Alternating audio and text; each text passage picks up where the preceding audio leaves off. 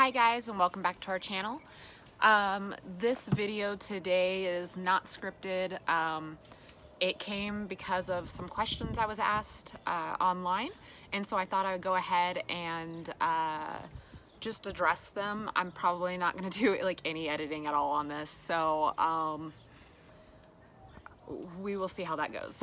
Okay, so let me just start off by what caused the questioning.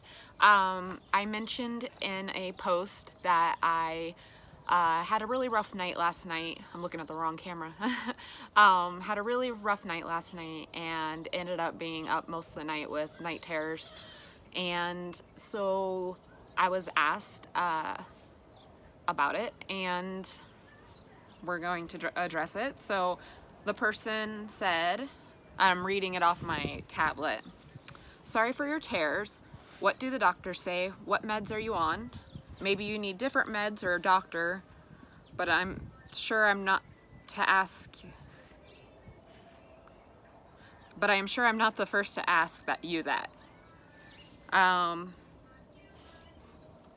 What causes these tears? You weren't in the service, and I know there's no reason sometimes, they just happen. So they also asked how my son is doing and so forth. So we're gonna go ahead and start off with the first part here. So currently I'm in the middle of waiting for my appointment with my doctor. I recently got a new one, and we are going to be rechecking some things and doing some testing to see what meds actually work with my body, because what my previous doctor was doing was just try this med, it doesn't work, try this med, it doesn't work, try this med, it doesn't work, try this med, it sort of works, so let's add another med on top of that, and another one, another one, another one, and then all together I ended up with these crazy, just basically I was numb. To me that felt good because it was nice to not feel for a little while, but at the same time it's not really healthy either. Like, having no feelings is not optimal. The other thing is I have a pending appointment with my PCP, and she's going to be checking my hormone levels because I've been having some issues with, well, for one, like acne. Look at this wonderful skin. I did not have my normal makeup to actually be able to like doctor myself up, but I'm also so used to it at this point of my face being so broken out, and that's not normal for me either. Like, occasionally I would maybe get some acne from like time to time, but now it's like a consistent. Let's see here, what else? I also have to, well, let's go to the med part. So med wise, stray cat, go. Shh, leave it. Good. We have a friendly stray cat that likes to hang out. She's super sweet. And then that's our house cat, Katie. She doesn't get shown very much, but she's checking it out since there's fresh air and there's a net to kind of keep her a little bit safe. She can still come outside if she wanted to, but generally she stays just right in there. So what else? Meds. So currently I am not on pretty much any of my meds. I had to stop taking a chunk of them when I had my paniculectomy, the skin removal from my lower abdomen. If you guys haven't seen that already, check out the playlist for the plastic surgery. And that was for medical reasons as well. I've lost 168, somewhere in that range of pounds now. So I had a lot of extra skin. So then med-wise, I'm taking I was taking, now that the weather's getting normal, a Claritin to help with my allergy to the cold called cold urticaria. I've had that since I was 15 and I first moved to Nebraska. That's when we discovered it. I went to an allergy specialist, and I also carry an EpiPen because there is the chance of anaphylaxis with it. if I drink something that's too cold, or if I go swimming in something that's too cold, or just things like that. But the Claritin helps keep that at bay, and then I also have Benadryl for backup before having to go into like an EpiPen stage.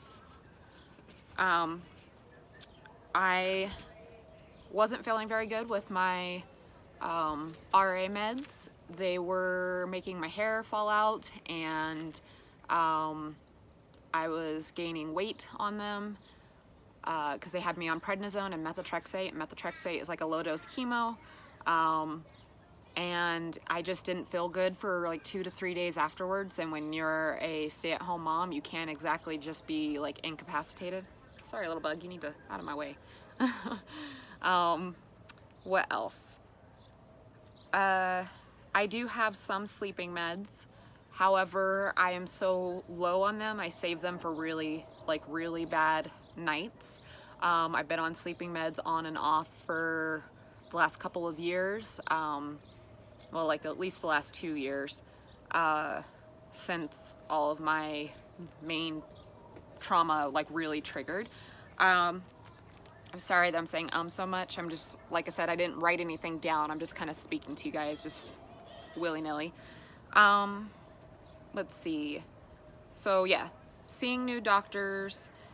What's the cause for the tears? Well, that is, I have repeated trauma. I've been sexually assaulted. I have been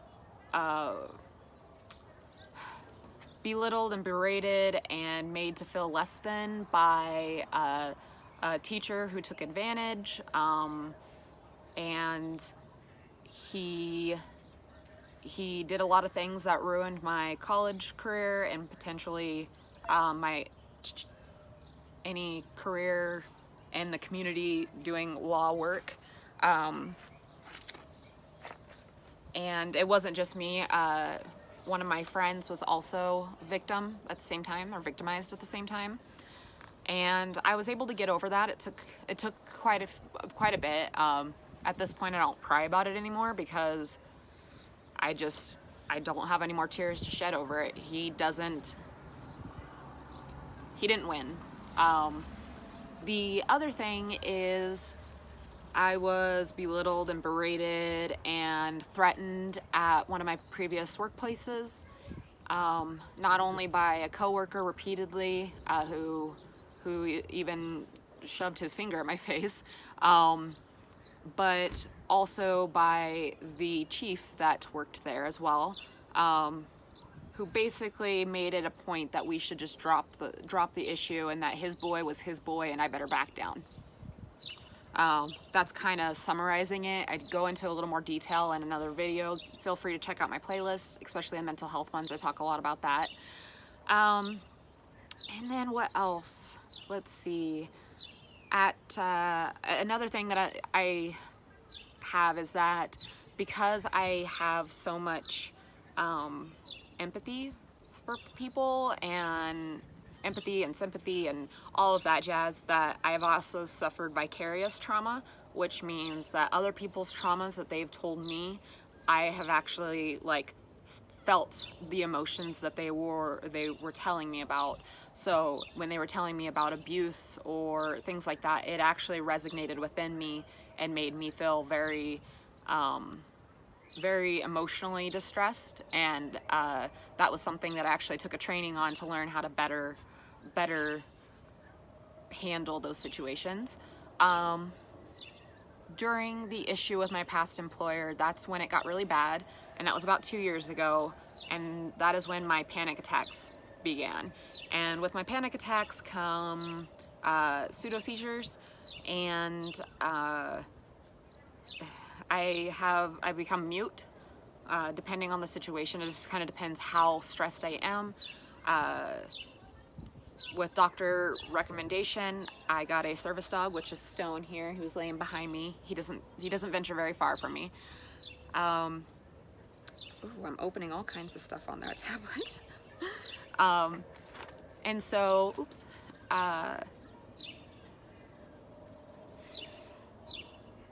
So I got a service dog, and I After ending up in the hospital a couple times, while ending up with the ambulance coming and ending up in the hospital, I quit that employer and I started with a new employer. I was still struggling because the two companies interacted a lot.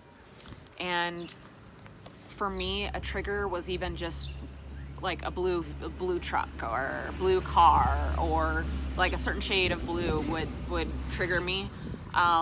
Large crowds trigger me. I generally, I guess, diagnosis wise, PTSD, which came from the trauma. You don't have to be in the service to have trauma. Anybody can experience it, and it just depends on how they handle it and if it's internalized or if you're able to deal with it correctly. I unfortunately was not capable of handling it correctly, so mine developed from just stress into PTSD. I also have BPD, mild agoraphobia, panic disorder, and anxiety disorder. Trying to think what else. I have seropositive rheumatoid arthritis, which is my physical side. It's what causes my hands to shape the way they do. So this is fully stretched out at this point. You can see I'm not having a good day with my hand, and that's because during my terror and my attack, I clenched, and unfortunately this hand does not respond well to that. So I have to do like daily stretches to try to get it to stretch out. But you can see it's pretty well warped. I mean, I'm trying, guys, like, and I'm double jointed by nature, so in my hands, so that's unusual. Trying to think of, gosh, I don't know, at this point they're just kind of labels, and I don't really like I try to educate about them, but I don't solely see myself as the person necessarily with PTSD. I mean, I know it's there, and with that comes the night terrors. Generally, they're very... Lucy, that's a stick. Loose. Leave it. Generally, they are very violent, very gruesome. In the case of last night's, I will go ahead and trigger warn that this gets kind of... I won't go fully into it, it's too long, it'll make this video too long, but basically what was happening is somebody was murdering dogs. They were poisoning, it was myself, my family, and a bunch of other strangers that I've never met, recognized, anything. They all had their service dogs with them, and we were staying in like an Airbnb or something, like a guest house type thing. And for some kind of convention, which I realized through further, like when I went back into the night terror again, when I did finally fall asleep, I realized that I've actually seen part of this building before. Usually I have very set places that I see.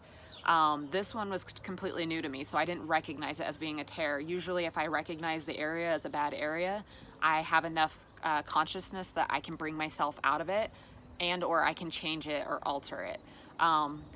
With a really bad night terror, especially if I don't see it coming, that doesn't happen.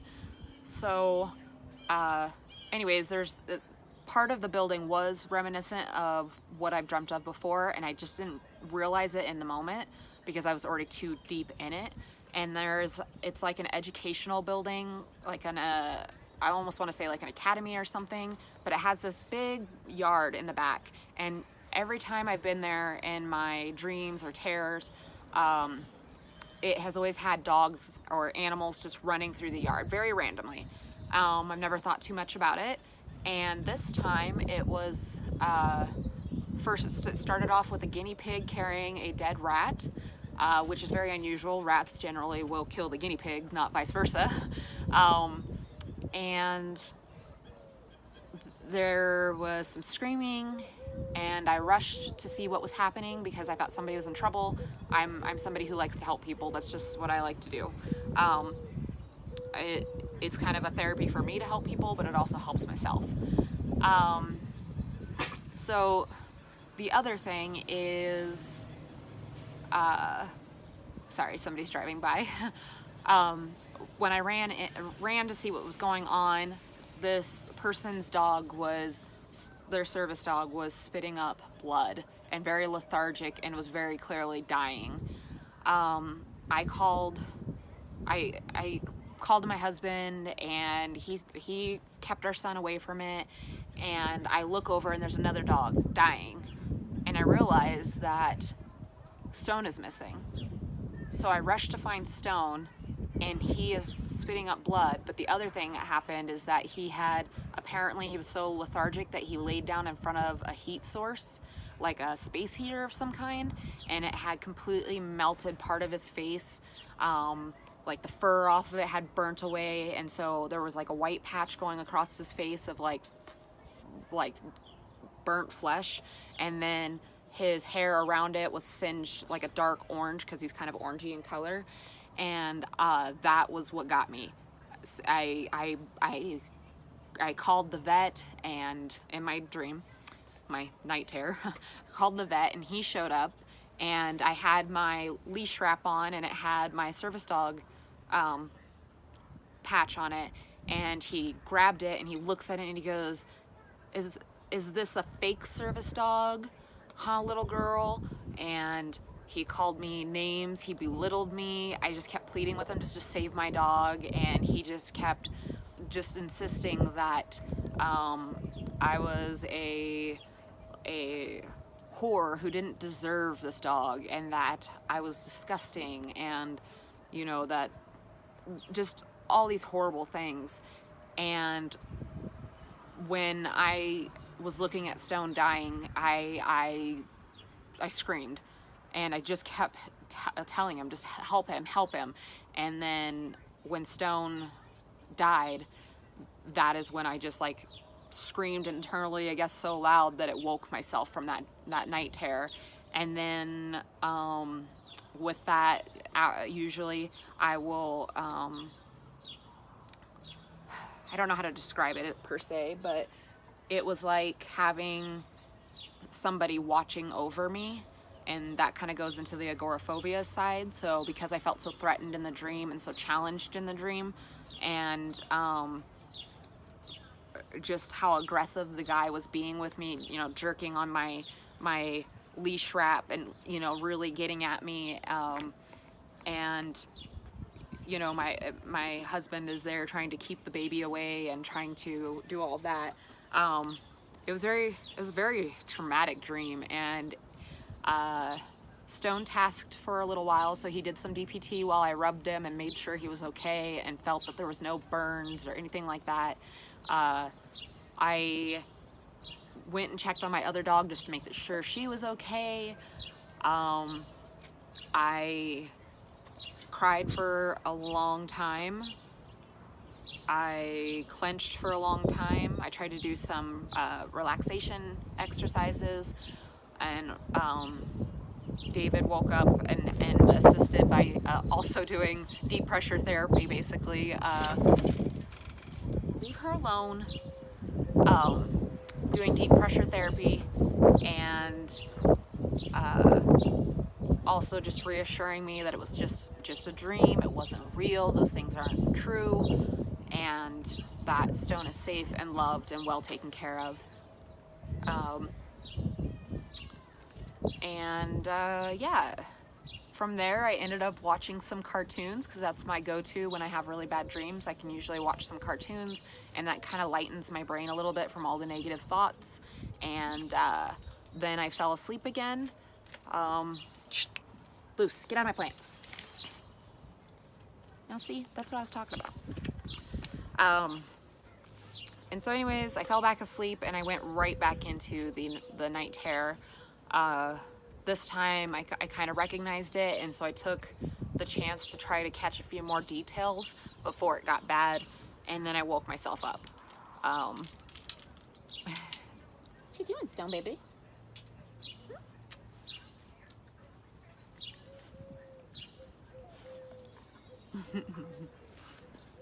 You're a sweet boy. So see, he's okay. He's not burnt. He's not hurt. So yeah, that's kind of the gist of it. I hope that answers your questions and gives you a little bit of an update on what's been going on. Sorry, stop eating the dirt. Sorry. That's my old dog, Lucy. She's picking because there was some stuff that got scattered in the yard, so she's digging for it and then ultimately eating some dirt in the process. So yeah, basically, no, I was not in the service, but yes, I have PTSD from repeated traumas at the hands of men in particular, and also distrust in people. Not all people, like some people. I'm very wary now because of some things that other people have done to me that I don't really want to talk about. So maybe one day, but right now I'm not ready to talk about those things, so we're gonna leave it at that. Hopefully with the new doctor we'll be able to find a solution for the night terrors and hopefully figure out what's going on with me hormonally,